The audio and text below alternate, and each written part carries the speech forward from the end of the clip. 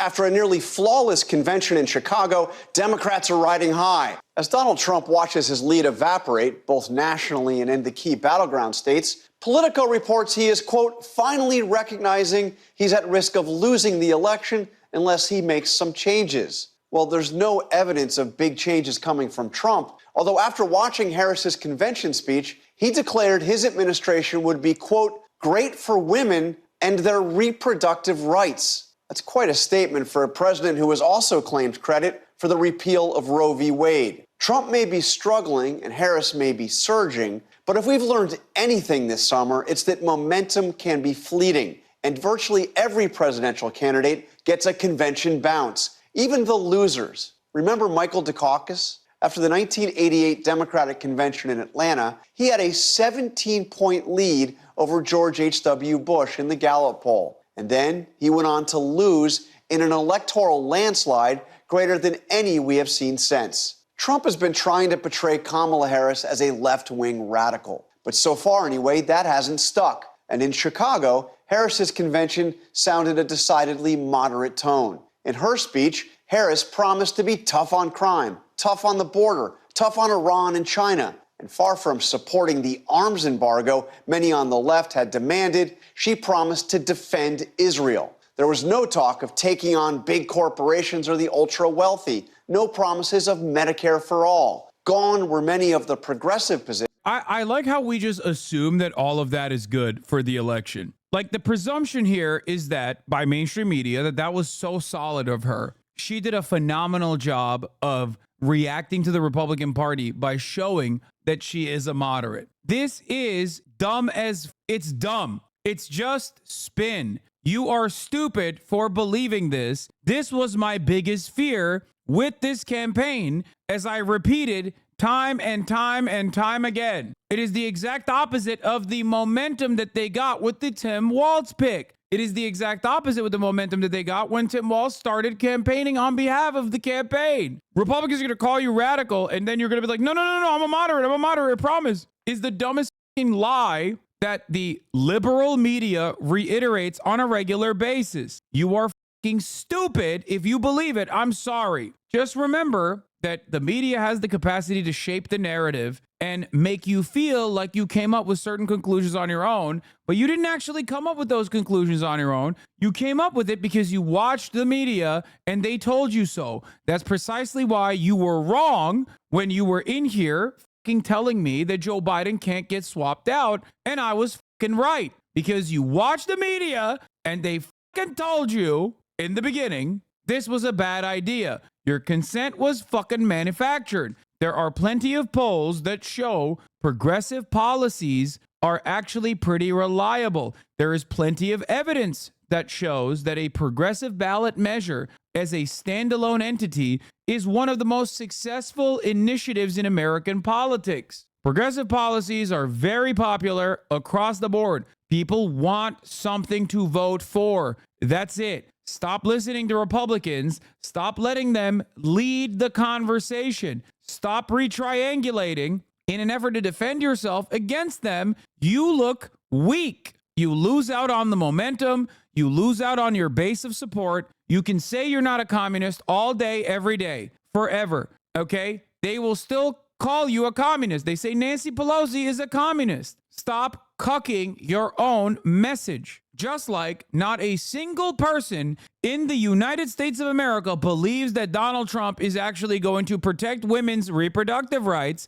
No one in America believes you're going to be protective over the border. That's why people don't say, oh, I like this because I personally care about this. They instead come into my fucking chat and say, Hasan, don't you think we're far too progressive? There's another American out there that is way different than you and I, who actually does think that Kamala Harris must do strong, have a muscular militant stance because she's a woman. There's another guy out there, not me, but another guy out there who probably thinks it's great that she's doing a right-wing border policy. No, there isn't. That guy is the same guy that said they were a Biden dead ender. That guy is the same guy that is a Democratic Party loyalist. They do not think. When MSNBC tells them to jump, they say how high. They just regurgitate and they vote down ballot Democrat. That guy is never going to turn around and be like, well, I guess I'm voting for the Republicans now, because all of a sudden the Democratic Party is telling me, after literally 30 fucking years of being pro-immigration, that now, this time around, they're not going to be pro-immigration. You voted for 30 fucking years for the pro-immigrant party. You voted for the pro-immigrant party in 2020. Now you all of a sudden want to vote for the anti-immigrant party? That's fucking delusional. Have some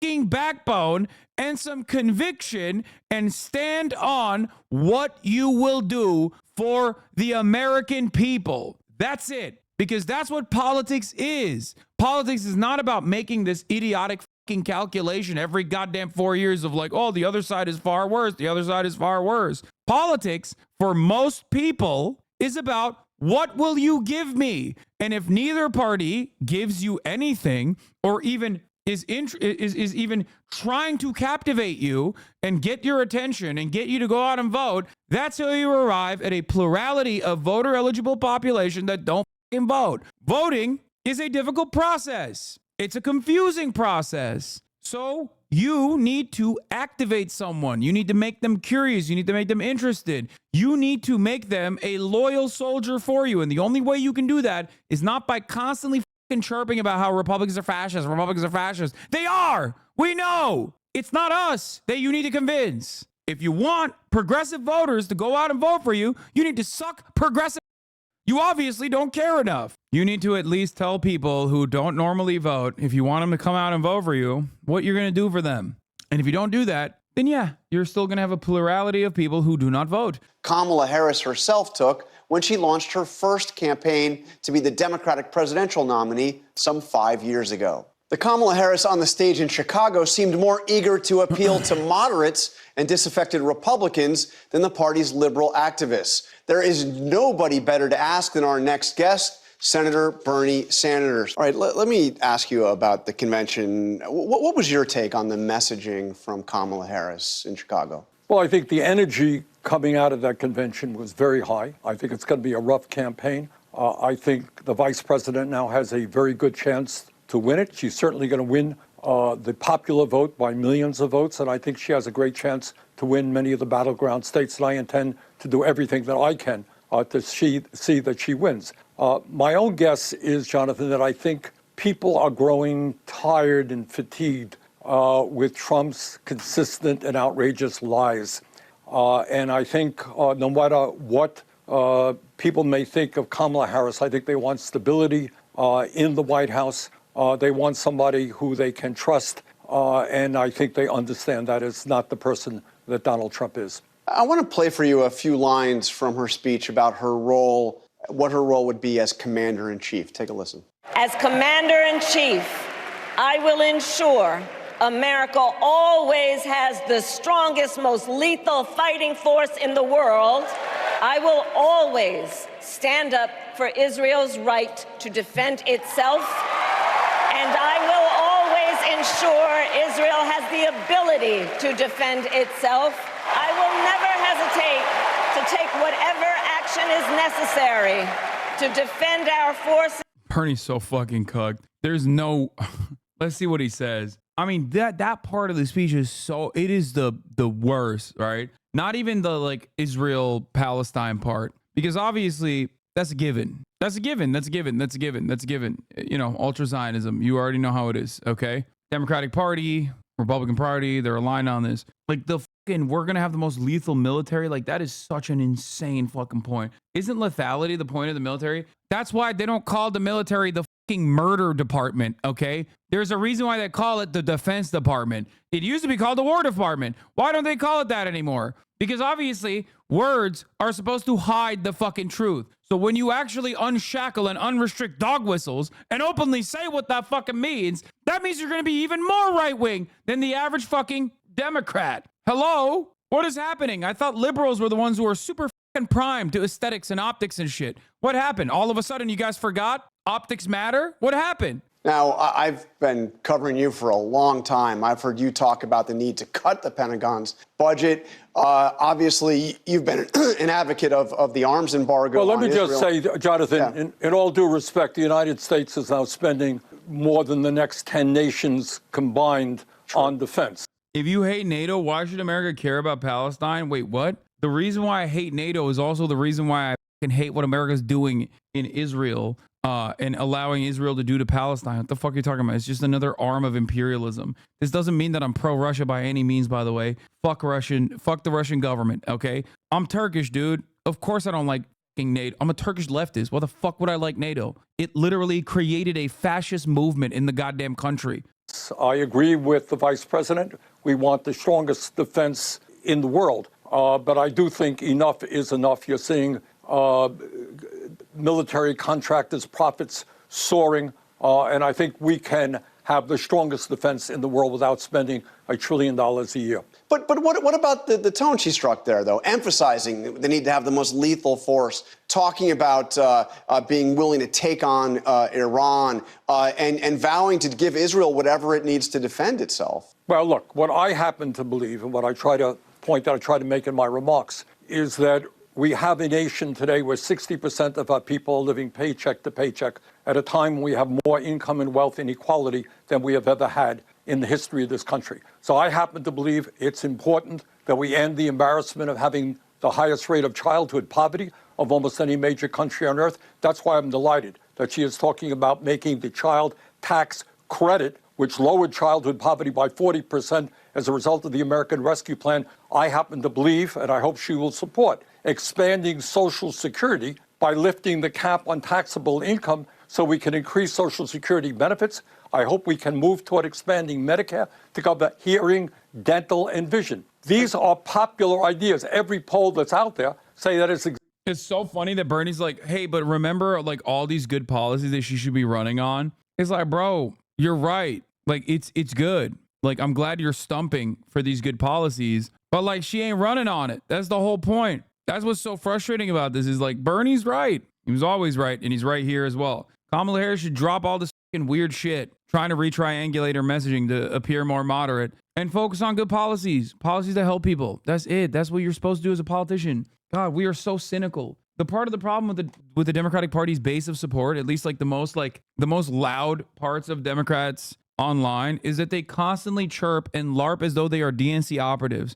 getting paid by the Democratic Party. Tell people, like, you don't understand. It's not for you, stupid. You need to shut the fuck up and vote. It's for all these other people that are magically going to be like, yeah, I don't really care about anything. I just want like a strong military. That's not a guy, man. There is a guy like that out there who's like, yeah, I want a strong military. Guess what that guy also needs? Easier access to healthcare, okay? Cheaper food, cheaper groceries. Why was it that everyone was laughing alongside me when I was constantly fucking making fun of Joe Biden for being like, we did NATO? Was it only because he was old that was funny? No, because there's no one out there outside of the DMV that isn't like a fucking military industrial complex defense contractor slash like guy who is like heavily invested in the military industrial complex. Oh man, thank God we did NATO. Okay, that's not a real voter. That's not a person. That's not a person. Okay. Exactly what the American people want. The American people are sick and tired of seeing the people on top doing phenomenally well while they are struggling. And I think this is something that the vice president understands. Am I missing something? Or all those policies you just read off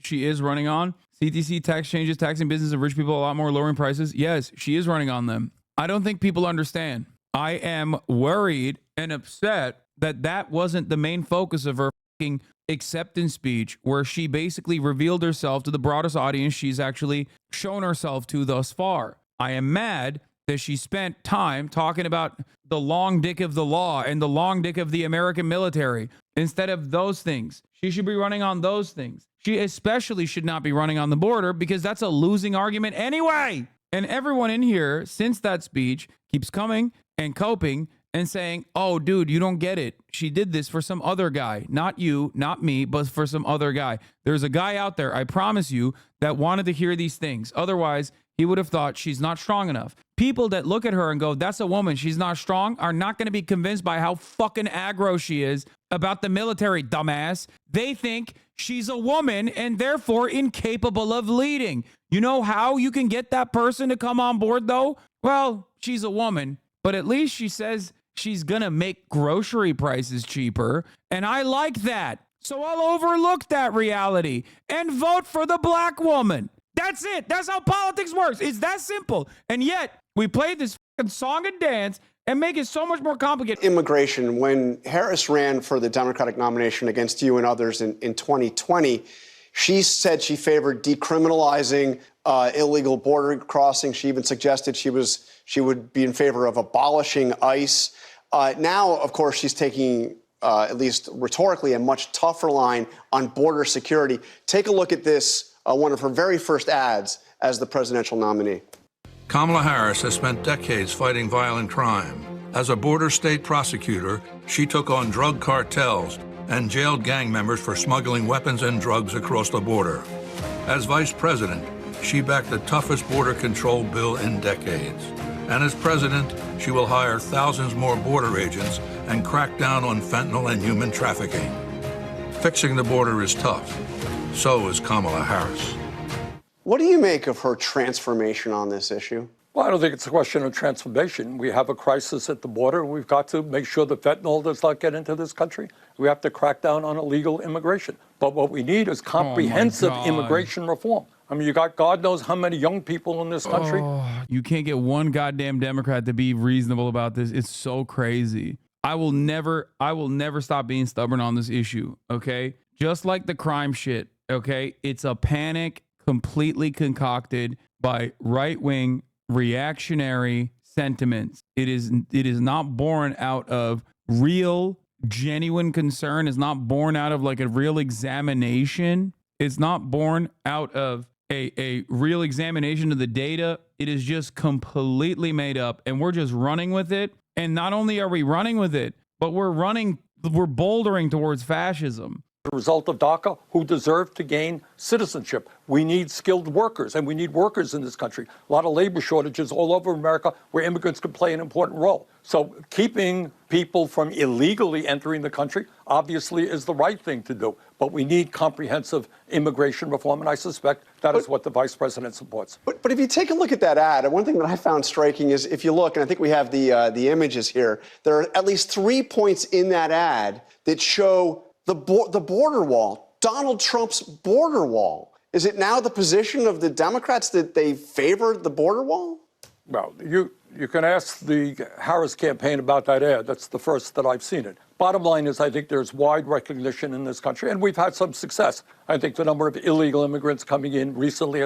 Good question. Don't you think that's hypocritical? A question more people will be asking Kamala Harris when she actually ends up doing some fucking interviews, which she probably won't. Has gone down substantially. That is a major issue, and we've got to continue to do that. But at the end of the day, what we need is comprehensive immigration reform. But the immigration, and you said it wasn't a transformation, there's clearly a change in emphasis on it. She is also, in her first campaign, she supported. By the way, the reason why they're cooking Bernie right now is because the Harris campaign is sending out surrogates to get the shellacking because she doesn't want to get it. That's what's going on right now. And of course, the Democrats haven't figured out an adequate way to fucking message it. Anyway. Medicare for all, like you. She supported a ban on fracking and offshore oil drilling. Do you think Bernie will get more right-wing over time with the rest of the party? Brother, how much more time does he have? Like, no disrespect, but he's already 800 years old.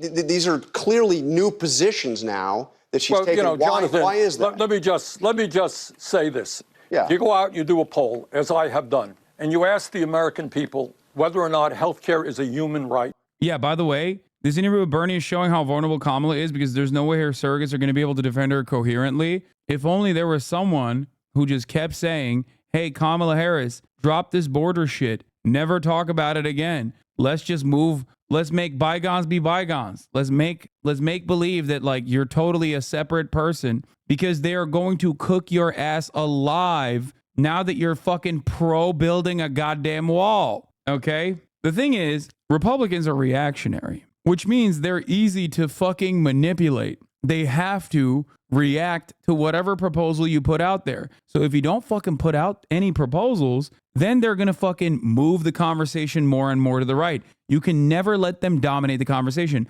Flood the market with policies, Show everybody that those policies are good. Let them fucking be in opposition to said policies. Let them come out and be like, we can't be fucking feeding children in schools. That would be communism. Oh, what a dream.